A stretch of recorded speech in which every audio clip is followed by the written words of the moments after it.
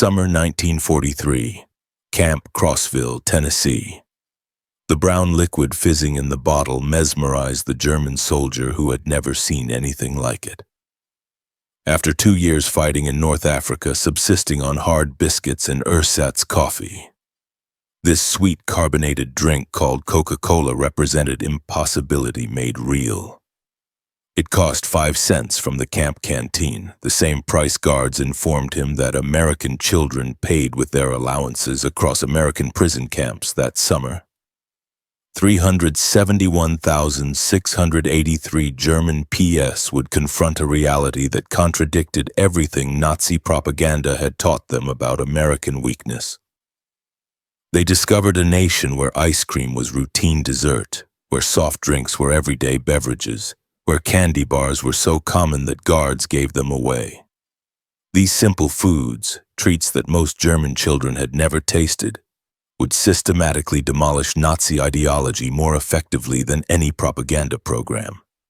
The mathematics of abundance were being written in sugar and carbonation, in chocolate and ice cream, revealing an American industrial capacity that rendered German deprivation not noble sacrifice but needless suffering.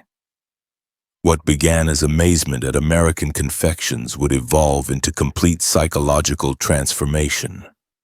The desert's end, the Afrika Korps' surrender in Tunisia during May 1943, brought approximately 250,000 German and Italian soldiers into Allied captivity. These veteran desert fighters who had pushed the British back to Egypt under RML's leadership expected harsh treatment as prisoners. Nazi propaganda had prepared them for American brutality and starvation.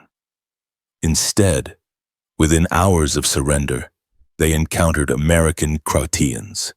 These field rations, which American soldiers routinely complained about, contained treasures: crackers, processed cheese, candy, fruit bars, instant coffee, sugar tablets, and cigarettes. German soldiers who had survived on minimal rations for months treated these emergency meals as feasts. According to military records at the processing camps in North Africa, the U.S. Army served pancakes with syrup, fresh eggs, and milk, foods that had vanished from German military rations years earlier. The systematic feeding of enemies with superior food began immediately, though its psychological impact would only be understood later. A German officer later testified to the International Red Cross. "We expected to be starved as prisoners. Instead, the Americans fed us better than our own army had." This confusion about American resources began our education. The Liberty ships carrying POWs across the Atlantic in summer 1943 provided intensive education in American abundance. These vessels, mass-reduced at unprecedented rates, one completed every 42 hours at peak production, transported up to 30,000 prisoners monthly to the United States. Naval records show that prisoner rations aboard these ships matched or exceeded standard crew provisions, approximately 3,500 calories daily, including fresh bread, meat, vegetables, and coffee with sugar and milk. The ship's refrigeration systems, standard equipment on American vessels, maintained fresh food throughout the two crossing.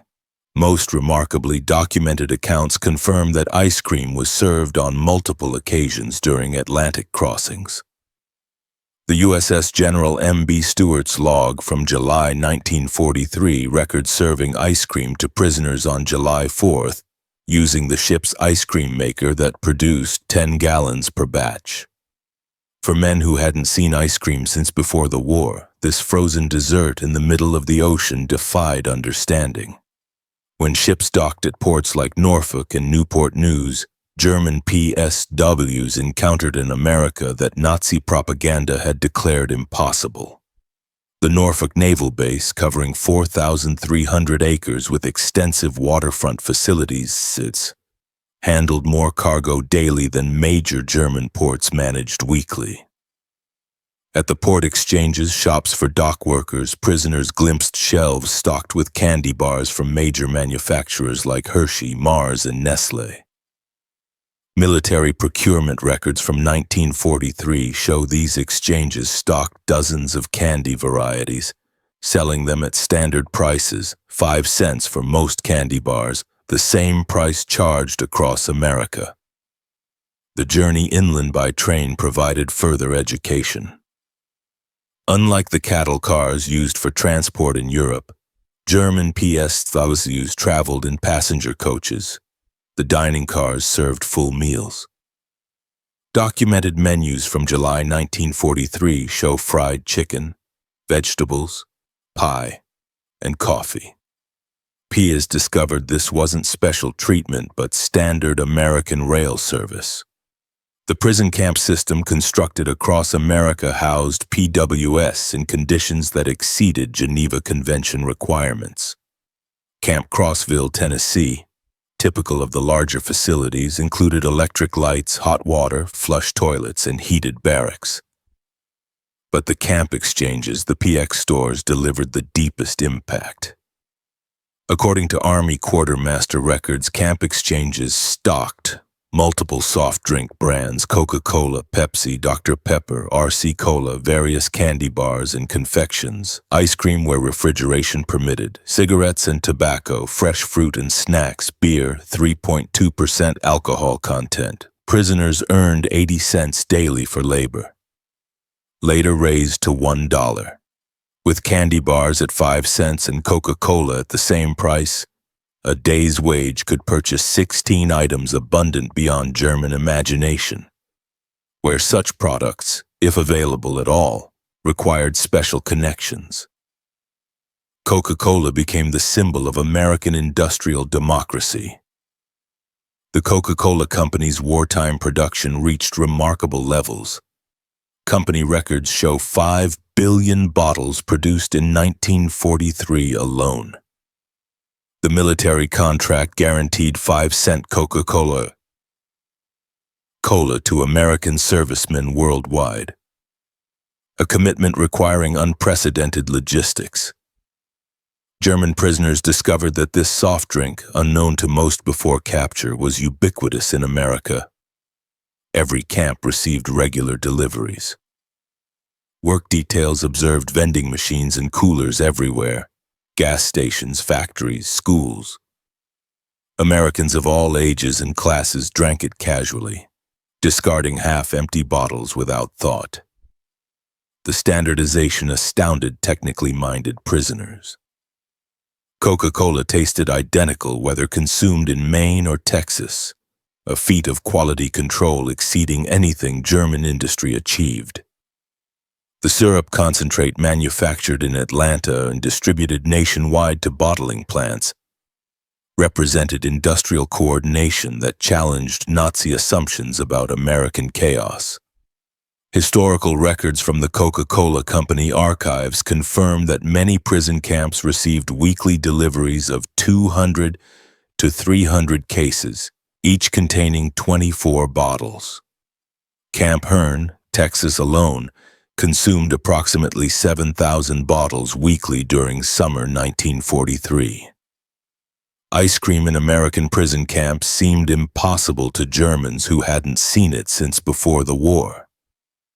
Yet, Army records confirmed that ice cream was regularly served in camps with adequate refrigeration during summer months. The military considered ice cream essential for morale, so important that specialized ice cream ships were built for the Pacific Fleet. At Camp Shelby, Mississippi, the July 4, 1943. Celebration included ice cream made on site. Prisoners watched as hand-cranked freezers produced gallons using ice, salt, cream, sugar, and flavorings.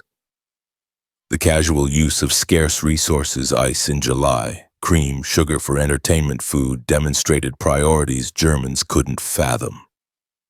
By 1944, many camps had electric ice cream makers. The variety available, chocolate, vanilla, strawberry, butter pecan, exceeded what German ice cream parlors offered before the war.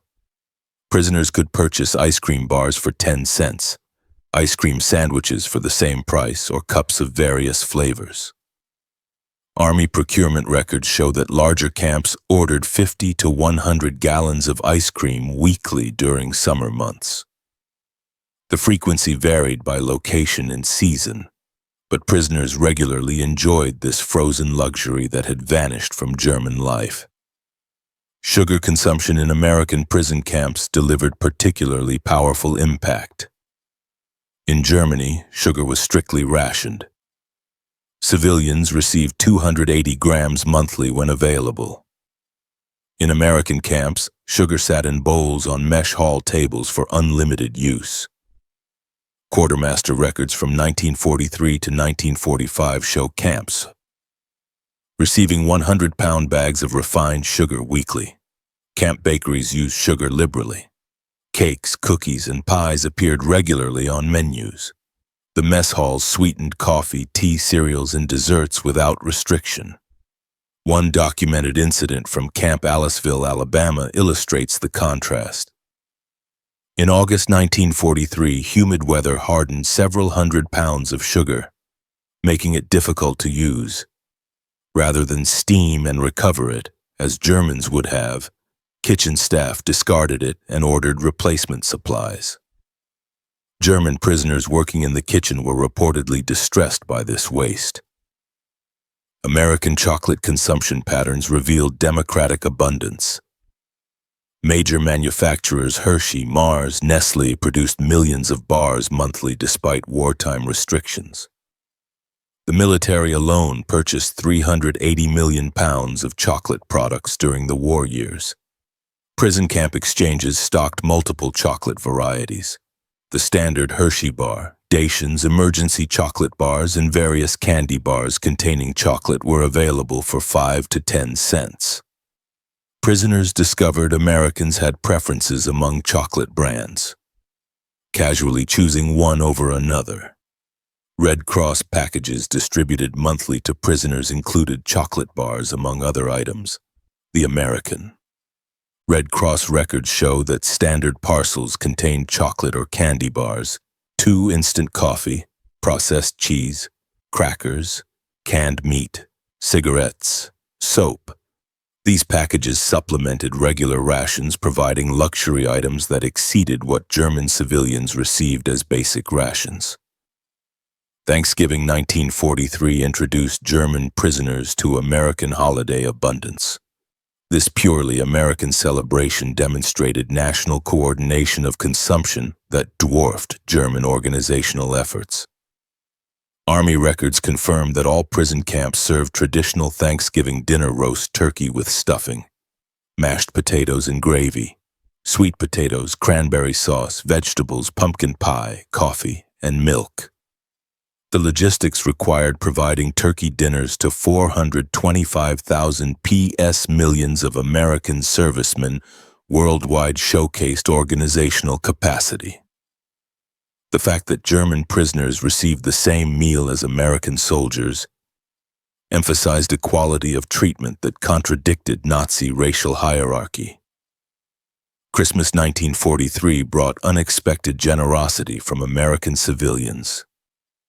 Church groups, civic organizations, and individuals sent packages to German POWs. The American Friends Service Committee alone distributed 50,000 Christmas packages to enemy prisoners. These packages typically contained homemade cookies, candy, toiletries, games and books, cigarettes, writing materials. Local communities near camps often provided additional support.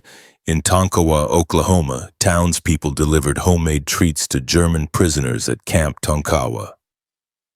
In Hearne, Texas, church groups brought Christmas cookies and candy to Camp Hearne. This civilian kindness toward enemies challenged Nazi ideology fundamentally. Americans who had family members fighting against Germany nevertheless showed charity to German prisoners, demonstrating strength through mercy rather than vengeance.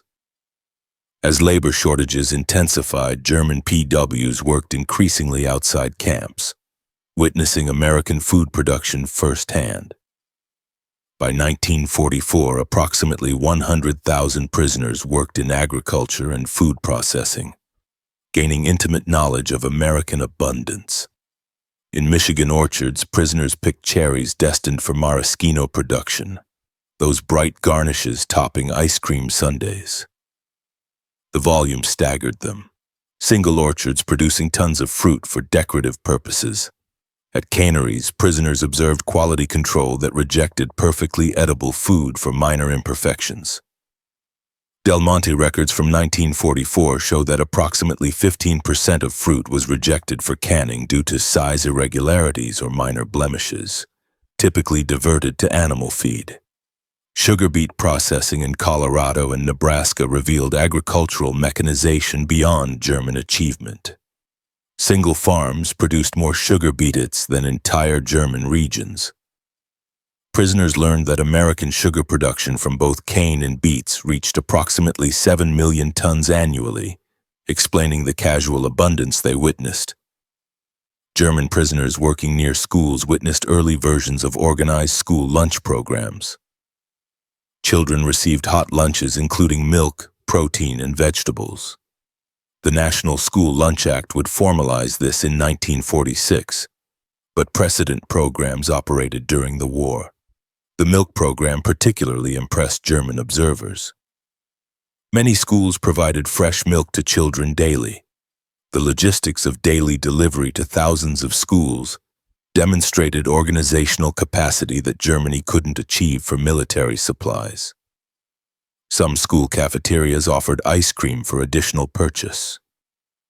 The concept of children buying frozen desserts at school while German children faced food shortages created profound impact among prisoner observers. When minimum security prisoners ate at American diners under guard, they encountered democratic abundance. These small restaurants offered menus that would have graced elite German establishments available to anyone with modest funds. Documented prices from 1944 show hamburger 25, Coca-Cola 5, pie slice 15 cents, ice cream sundae 25, full dinner special 65 to 75. The equality of service, anyone could order anything, contradicted German social stratification. A factory worker and bank president ate identical meals at adjacent counter stools, served by the same waitress for the same price. As prisoners gained access to American publications, they discovered production statistics that dwarfed German efforts. 1944 American production documented figures. Sugar approximately 7 million tons. Chocolate and cocoa products 380 million pounds military alone. Coca-Cola 5 billion bottles 1943 figure. Ice cream over 500 million gallons. Milk 119 billion.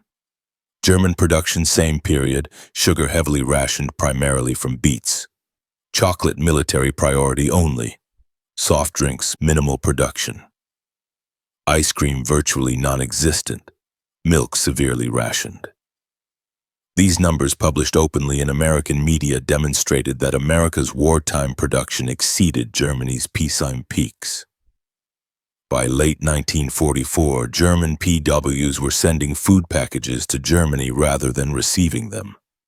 Using camp wages, prisoners purchased American products to mail home: chocolate bars, instant coffee, canned goods. International Red Cross records confirm this reversal. German prisoners in America sent approximately 11 million parcels to Germany during their captivity, most containing food items. The impact on German families receiving American abundance from imprisoned relatives while they faced starvation in freedom profoundly undermined Nazi ideology. American rationing implemented during the war revealed the gulf between societies. Americans complained about sugar rationing of 2 monthly per person, more than triple the German allowance when available. American meat rationing at 28 ounces weekly per person exceeded what Germans received monthly. Even rationed, Americans maintained consumption levels Germans considered impossible luxury. The Office of Price Administration records show Americans purchased 74 pounds of sugar per capita in 1944 despite rationing. 10 times German consumption. Beyond Coca-Cola, prisoners discovered America's soft drink industry. Pepsi Cola, Dr. Pepper, RC Cola, Orange Crush, and regional brands competed nationwide. The variety itself, multiple companies producing similar products, demonstrated market abundance impossible under German-controlled economy. Bottling plants operated in every major city. The technology, carbonation, bottling, capping, labeling was standardized and efficient. Single plants produced millions of bottles annually. The distribution network reached every small town, gas station, and grocery store. American soft drink production reached billions of bottles annually by war's end, dozens of bottles per American citizen yearly. This single industry's output exceeded entire sectors of German consumer production. Spring 1945 brought the final blow. As American forces advanced through Germany, German PS in America watched newsreels of GIS distributing chocolate and gum to German children. These children's joy at receiving American candy their own government couldn't provide completed the ideological demolition. The contrast was stark. American soldiers advancing through enemy territory carried enough candy to give away, while the German state that promised triumph delivered starvation. Films of concentration camp liberations showed American troops sharing rations with skeletal survivors, demonstrating humanity toward victims of the regime German soldiers had served. Between 1945 and 1946, German PSWs returned to a destroyed homeland. Many prisoners had gained significant weight in American captivity, while their families lost weight to starvation in German freedom. They brought knowledge of abundance to a land of absolute scarcity. Medical examinations showed German PS generally returned healthier than when captured. They returned to families weakened by deprivation. This physical evidence of American plenty versus German deprivation was undeniable. Many prisoners brought final Red Cross packages home: chocolate, coffee, and canned goods that became family treasures. Children who had forgotten chocolate's taste received Hershey bars from fathers who had eaten ice cream regularly in prison camps. Former PWs became unexpected advocates for the Marshall Plan. They had witnessed American abundance that wasn't zero-sum, prosperity through production rather than conquest. Their testimony that Americans could afford to rebuild enemies influenced German acceptance of American aid. These men understood that American power came from productive capacity, not extraction. They had seen a society wealthy enough to waste food while fighting a global war. This mental model, creation rather than conquest, shaped West Germany's economic approach. The German economic miracle of the 1950s was partially built on knowledge gained in American prison camps. Former PWs who had witnessed American production methods, distribution systems, and consumer abundance applied these lessons to German reconstruction. They had learned that mass production could make luxuries affordable. Standardization enabled quality and efficiency. Consumer abundance created political stability. Industrial democracy could outproduce authoritarian control. These lessons learned through Coca-Cola and ice cream shaped a generation of German business and political leaders. The transformation of German PWS through American food abundance is documented in military quartermaster records, International Red Cross reports, corporate production records, particularly Coca-Cola archives, PW correspondence, censored but preserved, post-war interviews and memoirs, academic studies, particularly Arnold Kramer's extensive research. Arnold Kramer, the leading historian of German PSWs in America, concluded that food abundance was central to ideological transformation. His research confirmed that casual American plenty accomplished what formal re-education programs couldn't: complete demolition of Nazi superiority myths. The statistical summary. The numbers tell an irrefutable story. Average pea consumption 1943 to 1946. Daily calories 3,300 to 3,600. Sugar 4 monthly available. Meat 32 ounces weekly. Milk 1 quart daily available. Ice cream served regularly during summer. Soft drinks unlimited at 5 cents each. German civilian rations same period. Daily calories 1,200 to 1,500. Sugar 280 grams monthly when available. Meat 10.5 ounces weekly often unavailable. Milk severely rationed. Ice cream non-existent. Soft drinks none available.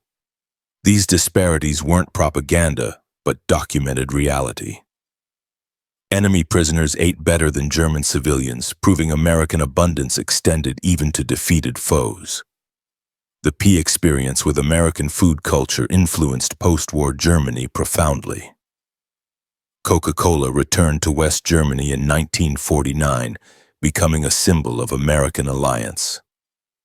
Ice cream parlors modeling American soda fountains appeared in German cities.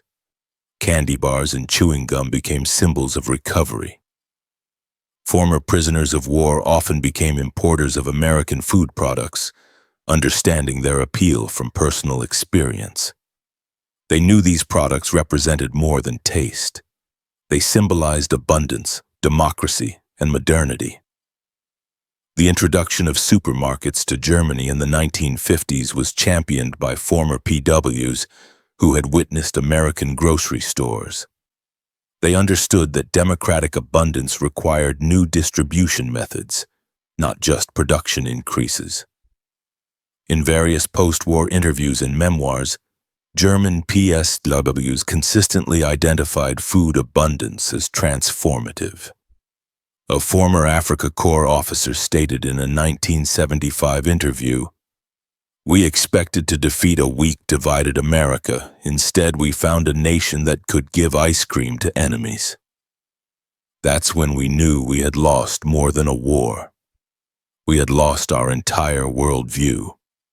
Another veteran interviewed for a documentary in 1985 recalled, "My first Coca-Cola was like drinking the future. It was sweet, fizzing, completely unnecessary, and available to anyone for a nickel.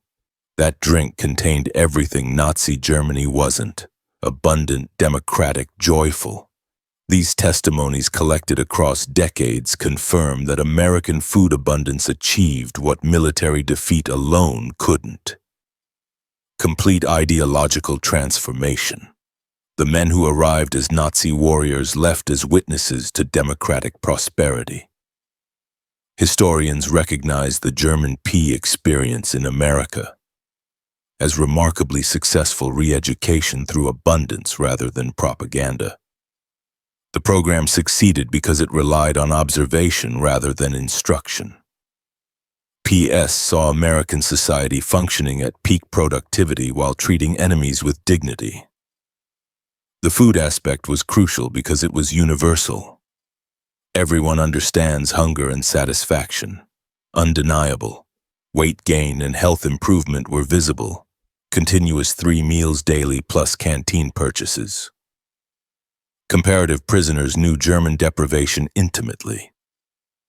Every meal became a lesson in American industrial capacity. Every Coca-Cola demonstrated standardization and distribution. Every ice cream sundae showed that abundance could be democratic. Children of prisoners of war grew up hearing about American abundance in prison camps. These stories, initially seeming fantastic, were validated as West Germany recovered and American products became available. The mythology of American plenty born in prison camps shaped generations of German-American relations. Many pea children later studied or worked in America. Drawn by their fathers' stories of impossible abundance, they found the reality matched the tales. Supermarkets stocked with variety, soda fountains serving sundaes, candy aisles offering dozens of choices. This multi-generational impact extended beyond individuals. West German business culture absorbed lessons about consumer abundance, quality standardization, and democratic markets. The economic miracle wasn't just about production, but about creating abundance for ordinary citizens. Today, McDonald's operates over 1,400 restaurants in Germany. Coca-Cola is ubiquitous. Ice cream is ordinary. The transformation from scarcity to abundance, initiated in American prison camps, is complete. Yet the historical lesson remains powerful. Ideological transformation through abundance rather than deprivation, kindness rather than cruelty, demonstration rather than propaganda. The German PS who couldn't believe ice cream and Coca-Cola in American prison camps witnessed democracy's ultimate weapon, the ability to create such abundance that it could be casually shared with enemies. The story of German PS and American food abundance represents history's most unusual victory. A war won through generosity, an ideology defeated by ice cream, a worldview shattered by soft drinks. These men experienced transformation not through punishment but through plenty. They arrived believing in German superiority and American weakness. They left understanding that American strength came from productive capacity so vast it could waste resources without concern. The society that could give Coca-Cola to prisoners for 5 cents possessed power beyond military might. The ice cream sundae with its layers of excess ice cream, syrup, whipped cream, nuts, cherry became a metaphor for American abundance. Each component alone exceeded German dreams. Combined, they represented impossible luxury made routine. That enemies could order seconds, while German children faced hunger revealed the totality of Nazi failure. Former PS often recalled specific moments of revelation. The first Coca-Cola's fizz, the first spoonful of ice cream, the first bite of a Hershey bar. These sensory memories carried more power than any argument. They had tasted democracy, and it was sweet. The transformation was complete and irrevocable. Men who had marched for the Third Reich returned as apostles of abundance, carrying the revolutionary message that prosperity came from freedom, not conquest. They had learned that America's secret weapon wasn't military might, but the ability to give ice cream to enemies. In the end, the bottles of Coca-Cola and dishes of ice cream served in American prison camps achieved what armies could only attempt, the complete transformation of enemy hearts and minds. The German PS who couldn't believe such abundance existed became its greatest witnesses, carrying home the truth that democracy tasted like chocolate and freedom fizzed like carbonation. Their story reminds us that sometimes the greatest victories are won not through destruction, but through demonstration, not through taking, but through giving, not through hatred, but through the simple act of serving ice cream to enemies on a hot summer day. The men who experienced American abundance as prisoners became freedom's most unlikely ambassadors, transformed forever by the impossible reality of Coca-Cola and ice cream in American prison camps. Please,